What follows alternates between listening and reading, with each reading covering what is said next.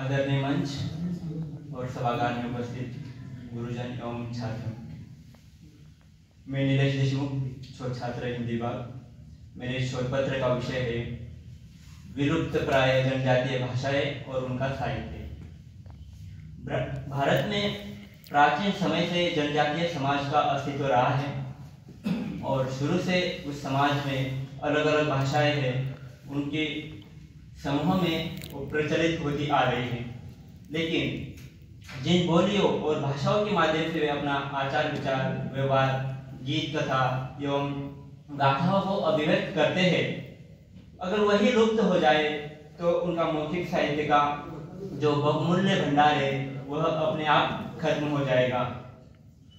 वर्तमान में जनजातीय भाषाएं और उनके साहित्य को लिपिबद्ध करने की तरफ भी लोगों का ध्यान आकर्षित होना चाहिए। उसके लिए सबसे पहले तो लिपि का विकास, उसी के साथ भाषा को सुरक्षित रखते हुए उसको गति देने की तरफ भी ध्यान देना आज जरूरी है। आज भाषा को शिक्षा का माध्यम न बनाया जाना तथा उन बोली भाषाओं को शब्दकोश निर्माण न करना, यह बहुत सारे समस्याएं उन बोलियों के प्रति हो रही है। यह बात अलग है कि दिनों दिन भूमंडलीकरण, वैश्वीकरण ने भाषा, साहित्य और संस्कृति को प्रभावित करना शुरू कर दिया है। इससे न सिर्फ भाषा, साहित्य बल्कि उनके अस्तित्व, अस्मिता और संस्कृति पर भी गहरा संकट दिखाई देता है।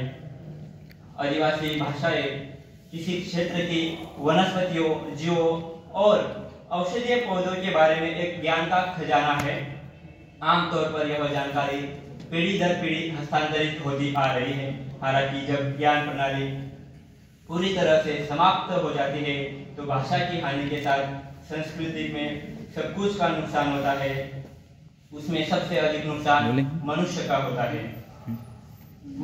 फरवरी 2010 के एक त्रासद समाचार रहा है कि अंडमान में रहने वाले 85 वर्षीय एक महिला की मृत्यु के साथ दुनिया की एक भाषा हमेशा के लिए अस्तित्वहीन हो गई है। उस महिला का नाम बोआ सीनियर था। वह बो भाषा बोलती थी और प्राचीन भाषा में से वह एक भाषा थी। इस भाषा को बोलने वाले अंडमान के आदिवासी एवं अन्य आदिम समुदायों के साथ वह लोग अफ्रीका महाद्वीप से करीब 70,000 साल पहले अंडमान के टापुओं में आकर बसे हुए थे। इससे अनुमान लगा सकते हैं कि 70,000 साल पहले से जीवित भाषा का लुप्त हो जाना कितना कुछ खो देने जैसा है। यूनेस्को के अनुसार देखें तो भारत की बहुत सी भाषाएं विलुप्ति के कगार पर है। भाषा पहचान और संस्कृति को व्यक्त करने का एकमात्र साधन है और साथ ही मानव विविधता से सबसे बड़े प्रतीकों में से एक है। उन सभी भाषाओं को लुप्त होते नहीं देख सकते। यूनेस्को के 2009 की रिपोर्ट में विश्व की कुल 6,000 भाषाओं में से 75 वर्षों में 200 भाषाओं के लुप्त हो जाने का उजागर हुआ है। साथ ही 2500 भाषाओं को खतरे में बताया है। इनमें से 196 भाषाएं भारत की है, जिनमें अधिकांश आदिवासी भाषाएं हैं। इन सभी आदिवासी भाषाओं के लुप्त होने का प्रमुख कारण आदिवासी भाषाओं को शिक्षा का माध्यम न बनाना, उसी के साथ दूसरा कारण लिपियों का अभाव रहा है।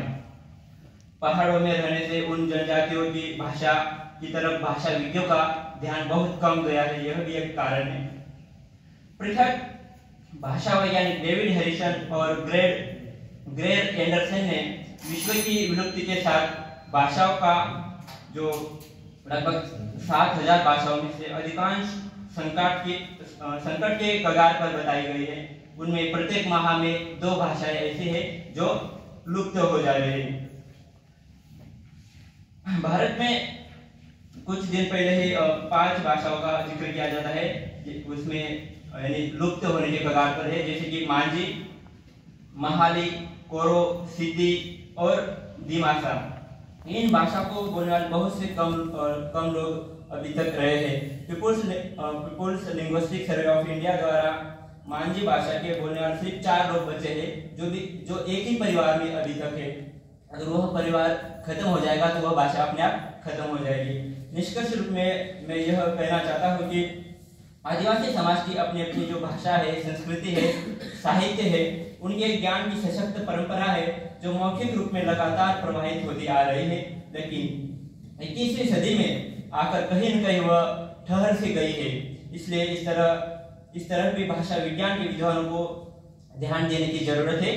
मौखिक साहित्य की वह उनकी समृद्ध विरासत है, लेकिन भाषा के साथ वह भी लुप्त हो जाएगी। वर्तमान में जरूरत है उन भाषा और साहित्य को सहेजने की, उन्हें गति देने की, तब जाकर सही अर्थ में भाषाओं का विकास हो पाएगा। धन्यवाद आपको।